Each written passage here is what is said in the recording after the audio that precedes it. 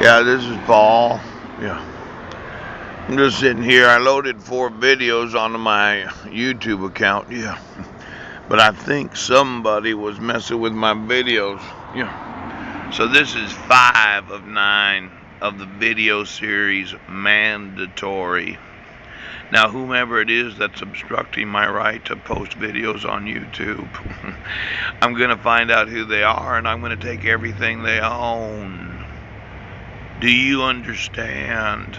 Every time you obstruct my emails, my use of the internet, or the use of my own accounts in a lawful way, it's a cybercrime. Now, I don't know what the sheriffs are doing today. I don't know what the police department's doing today. But when you have knowledge of cyber crimes and you don't call the Federal Bureau of Investigation, you yourselves are complicit in the crimes of those that violate the laws that govern cyber crimes. Now, I know I'm making these as I go to make sure that I post them as I video the video. Yeah. Now, I was looking here in this law dictionary, and they have what's called tort, a wrong committed by one person against another, a civil, not a criminal wrong, a wrong,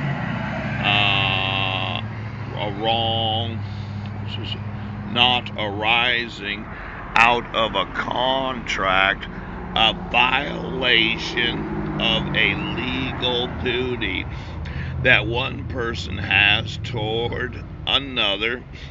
Negligence and libel are torts. Every tort is composed of a legal obligation, a breach of that obligation, and damages as the result of the breach of the obligation. For those that are employees of any profession where they are mandatory reporters, they have the legal obligation to report child abuse whenever they have any knowledge of it. When they don't report child abuse because my rights have been violated since 2011, they violate the obligation of being a mandatory reporter. Now, let's say you're a teacher, okay? You've been reading an email or you watched a video, and I explained that the legal obligation for the enforcement of the law is that I had to be given notice and opportunity before you could issue a protection order. Now, it's an obligation. It's a guarantee. It's mandatory. It's not if you want to do it, you have to do it.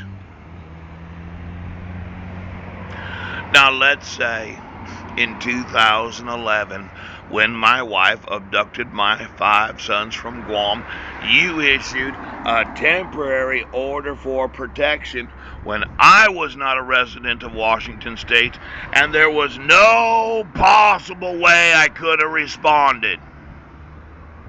Now, the laws of the United States are mandatory laws.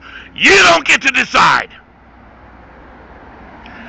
Now, as a father, from July 2nd of 2011, when Heidi Lee Budnick abducted my sons, every day that every decision that she made or any other person in their lives made is abuse of children.